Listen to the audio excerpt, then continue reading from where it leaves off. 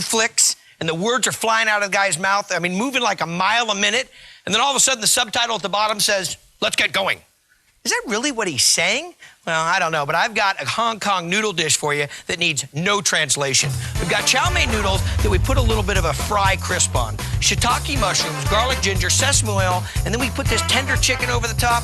You're gonna love it. Another coming attraction in this karate fest is shrimp stuffed peppadews. Now we're talking about those small, sweet, hot South African peppers, cramming them with onions and garlic and shrimp, serving them over this futon bed of cabbage. You're gonna love it. And then to wash it all down, a little electric melon, vodka, peach schnapps, OJ, grenadine, and melon. Let me tell you, your friends are going to be kung fu fighting or at least throwing an elbow for a place at your table. Let me get this thing started. I need some shrimp, some chicken, and the key, garlic chili paste. And a little bit of cornstarch. There we go. Now, the shrimp we're going to deal with here in a second. The chicken's going to get working. First thing, we're going to start off with a little soy sauce. Now, I like to use these resealable bags because I don't have to use a ton of marinade to make sure that the marinade gets all over the product. A little chili garlic sauce. Find this in the aisle at your grocery store, in the Asian aisle, about 2 tablespoons. A little spicy today. And a little bit of cornstarch.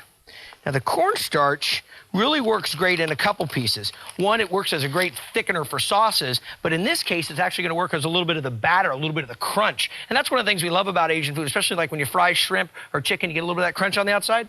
So just put a touch of that in. About 2 tablespoons, there we go. Okay, need a little bit of garlic and some ginger. Now, let me show you a little trick on the ginger. I sometimes don't have a peeler available, and I was kind of raised just with one knife. So what I like to do is take the back of the knife and just draw it down on the ginger. You see how it just takes off the skin of the ginger? Nice and easy. And you want to look for ginger in the market that really is nice and firm. Cut that piece off. Cut that off. A little bit of the skin on the outside is not gonna hurt you. I'll get these out of the way. Okay. Give just a little rough chop on this. Nice and fibrous. If it feels really soft when you start getting into it, it's probably not that fresh. There we go. And the same with the garlic. You could use a press on this if you wanted also, if you're not too interested in sitting here with the samurai sword. All right, these guys go in. Now you see that I have the resealable bag in a bowl, and the reason that I'm doing that is you never know when they get a little snag on them and they start leaking and then there's the cascading fountain of soy sauce. This will save you from that. Here's about 2 pounds of chicken, boneless, skinless. Thighs work really good in Asian food, but I like to use the breast in this because it gets really nice and tender. The thigh, I think you tend to have to cook a little bit longer. So I'm just going to cut these on a bias. Take a look at that. Really nice the way they're going to cook out. They're really going to sit nice on top of those noodles. So that's down. And you see the way I'm pressing a little bit on this chicken breast as I'm gliding that through? That's keeping it from sliding off the top. It also gives me some uniform cuts. Let's go down. Like I said, if you use the thigh, you have to cook it just a little bit longer. But thigh meat works so great in barbecue and all of it because it has, a little bit higher fat content, and but it does take that you have to cook it a little bit longer so it's not so chewy. Okay, there we go. I want to mix that around a little bit. That garlic chili paste really adds a bunch of the flavor in there. But you can see it's not a ton of marinade that's inside of that. This is such a big bag that I can just give it the old spin. There we go. Okay. This is going to go back. All right, next what I got to work on, put that down in the fridge. Then I'm going to start this water that I'm going to do for these noodles. So let me get this out of my way.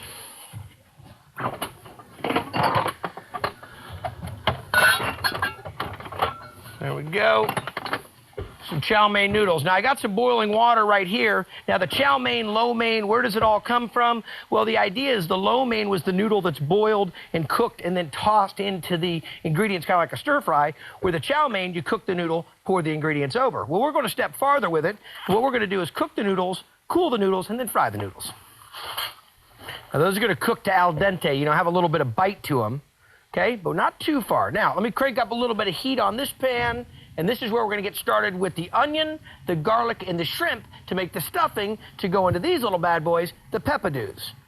Okay, so let me get started on these right now.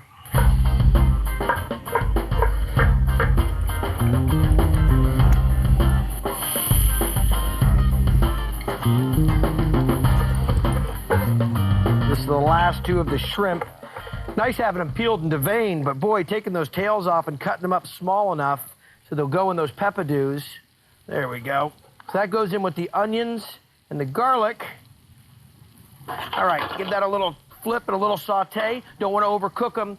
The chow mein noodles are going to be cooked. We're going to cool them. We're going to fry them. We're going to make this, stuff the peppadews. This whole thing's going to turn into a party. I've got a kung fu kitchen going on. Let me tell you, I've got some onions and some garlic and some shrimp that I'm going to deglaze right now. And what is this for? Well, it is going to be for this really tasty stuffed peppadew. You know, these South African peppers, little spicy, little heat. I'm going to stuff this shrimp mixture into it. You're going to love it. Okay? Then we're going to hit a little bit of lemon juice in there. There we are.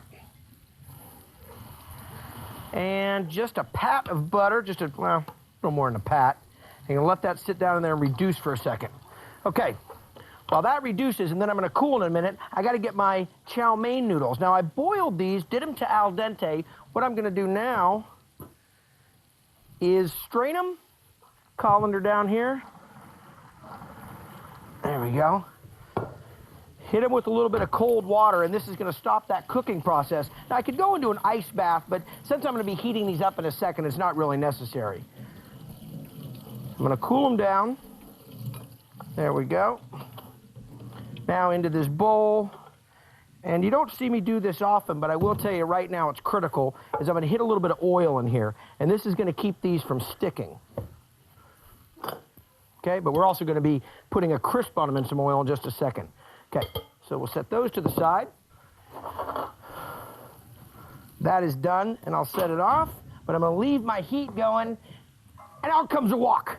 Now, the wok is a great piece to work with. A lot of people have them and just leave them in the cupboard, but I'll tell you something, this is really a critical piece of equipment. It's gonna be able to cook a lot of this dish in different timings, so I'll do the chicken first. So let me go shopping. I need the chicken that I already marinated. It's got some mushrooms, some shiitakes, some peas. I got a bell pepper, some carrots, and some celery. And the question is, can I get back there without dropping any of it? Huh? Look at the discipline. Look at the discipline. Wax on, wax off. Okay, bell pepper down. There's that. Here's the chicken. Now, what do I have in here? I've got some ginger, some garlic, a little bit of soy sauce, and some chili garlic sauce. You see how nice and hot that wok is? Maybe just throw a little bit more oil in there. You see how I put it around the edge? Just almost to the smoke point. Got to put this chicken down and use some tongs because dropping that big chicken in there could splash back. Here we go. Smell that flavor right off the bat. Okay, get all the pieces coated. There we go. Now, that's the great thing about a wok is you can kind of get up on the sides of it, coat it with a little bit of oil, and then move it up. Now everybody can go in the pool. There we go. A lot easier to do it that way, a lot safer. Okay, so as that moves around, now what I want to do is I want to make sure that I'm going to get a little bit of crust on each piece of this chicken. So get some oil and then move it up on the sides. There we go. See how that all sits inside there? Fantastic.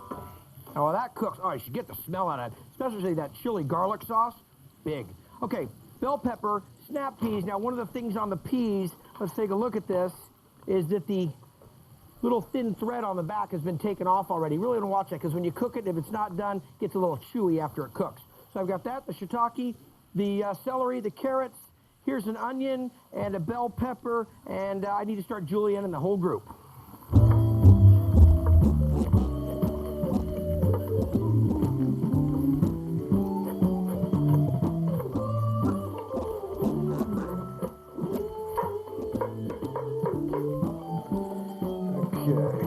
So that stops the chop-a-thon. The chicken, look at that.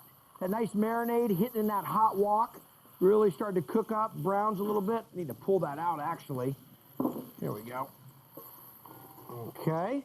Now, with the same wok, cranking that heat up, getting a little bit of oil in there. Again, that non-flavored, you know, like a canola or vegetable oil. A little sparkle, there we go. Let's test it with an onion. Not quite there. So while I'm doing that, let me grab my chicken stock and cornstarch, and this is going to make a little slurry here that I'm going to use to make almost kind of like a chicken gravy. So now you can see that smoke start coming up. And we want to hit these veggies in hot oil. So boom, down with the onions first. And the bell peppers, give that a little coat, a little toss. There we go. Maybe just a touch more oil there. Now we go in with the celery and carrots because they're going to take a little bit longer. I'm not going to put the mushrooms and the peas in yet. Those will kind of go right at the end because I want the peas to stay nice and with a little snap, and the mushrooms, well, they'll soak up anything and they'll start to get a little mushy. So, mushy being a great culinary term. Okay, little toss there. Now, while that hangs out, the chicken's over here. Let's make this slurry. I'm going to take some chicken stock, about 1.5 cups. There we go. Kind of eyeball it a little bit. And we're going to a little cornstarch. And since this isn't hot, we're not going to have to worry about it right now. We'll just kind of mix in it. Now what's going to happen is after these veggies cook, I'll pop in the other veggies, let those all work together. Then I'm almost going to deglaze this pan with this chicken stock slurry. And what it'll make is almost like an Asian gravy that we're going to pour over the top of the whole thing. So I've got this to do. Those veggies are cooking. We're going to stuff some peppers when you get back.